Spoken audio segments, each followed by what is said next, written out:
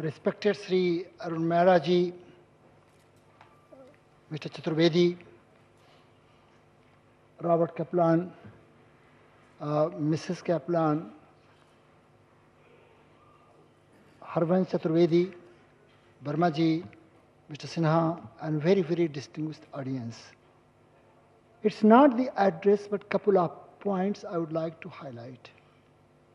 About 4 years back, Harvansh and myself, we were in Pune. And we were talking about the future of management education, because that was the time Benis wrote a very, very, very damaging piece, what has gone wrong with the management education. And so has been the Mintzberg. And also one of my colleagues wrote a book actually, Shaping Business Leaders, What B Schools Don't Do. So Harvansh and myself, we were discussing about that. And then he put a very curious question. And Harvansh is a very curious person. Sir, why there is no Nobel Prize for management discipline? So I said that I have been also wondering, I think, why there has been no Nobel Prize for the management field. And he said, what can be done? Should we think something about the global award? I said, Harvansh, do it. Because at that time I laid down my directorship from MDI, so I was not in a position to do it. And Harvansh, I said that you are the leader of the leaders, so you can do it. And that's how the whole genesis began. Having said that, something about very nostalgic feeling that comes to my mind, and I think that when I see the Global Guru Award, I feel extremely excited, that. About the whole process, I think that because I have learned one thing, if you honor someone who doesn't deserve to be honored, it's a great sin. But if you honor not a deserving person, it's a greater sin. So when we were thinking about the whole process and methodology and modality, what to do so that we should not commit any sin. So we wrote to about 100 great thought leaders globally, across the world we wrote, that highlighting about the concept, and we would like to say that we would like to get recommendation from you. And we got about 50 recommendations. And then Harvansh was talking to me that what should be done. I said, well, 50 would be a large number. So can you constitute a core committee of some of the Indian scholars, those who have made significant contributions, and make it 25. So that's how the 25 came. This was the second jury, the most difficult meeting in my life. So I was reminded of 12 angry men, something like that. And we went on and on, and we were not sure how to arrive at some kind of consensus. And methodology, the process, all these things were questioned, that. So I made only one statement that was my last statement. The person who has impacted the world most, he should get the award. Not how many books the person has written, not how many articles person has written, because those who are the guru, those who are the thinkers, those who are the scholars, they shape the mind of the generations and generations and all that. And the moment I made that statement, quickly 3% said, then Kaplan is the obvious choice. And that's how we arrive at Dr. Kaplan about your name, And we feel extremely good, and I feel extremely good that at least so long as I am the member of jury, I would not be committing any sin. So we have selected a right person for this award.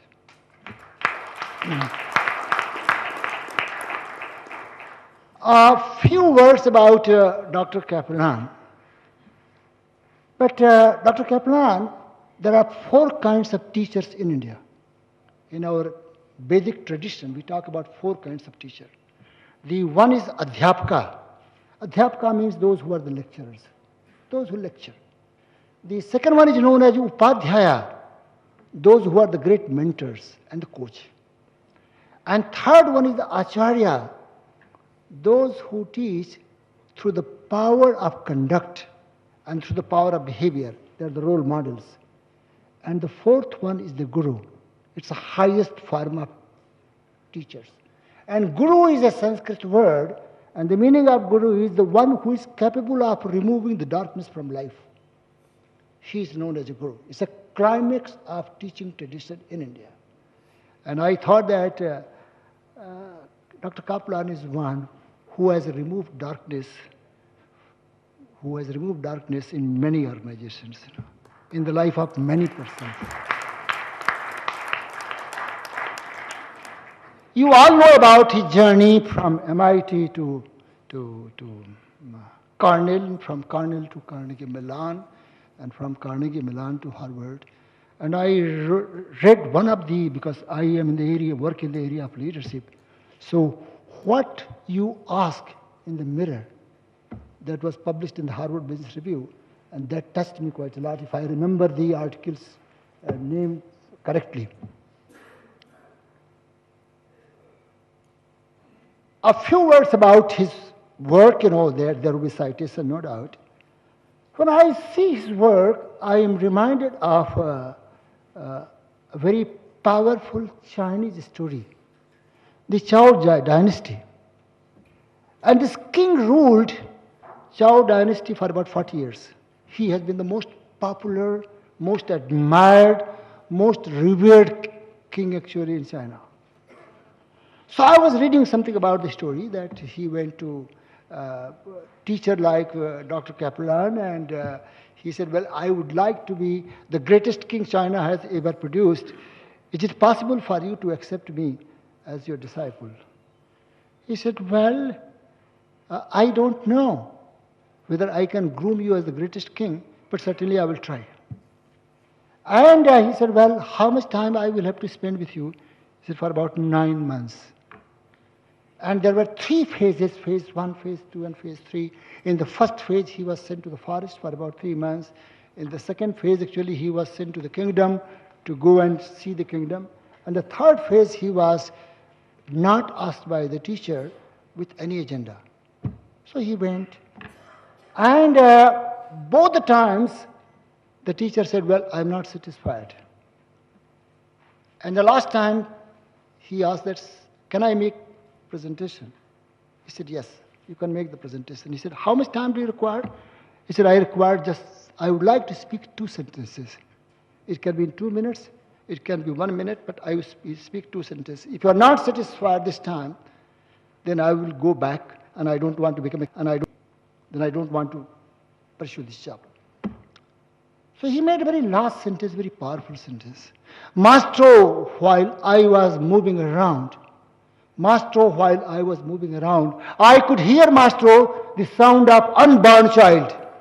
I could hear the sound of unborn child. Maestro, I could also hear the sound of sun rays. I could also hear, Maestro, the sound of sun rays warming the petals of roses. And Maestro said, Eureka! China would never be having a king like you. And then the king became curious that why you are making that kind of a statement, that China would not be having a king like me. He said, because king, you are capable of looking beyond. You can see future, sound of unborn child.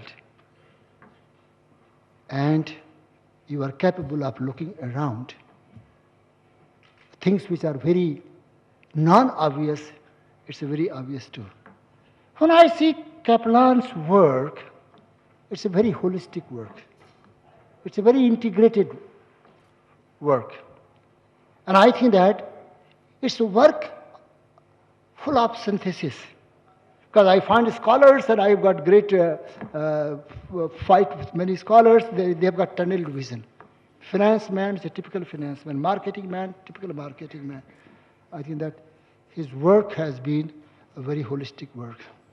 In Vedantic tradition, we call about that synthesis of mind, soul, and body.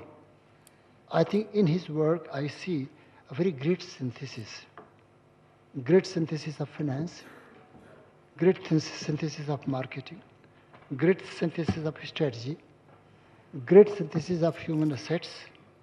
I think that for the first time, I think he gave the balanced scorecard.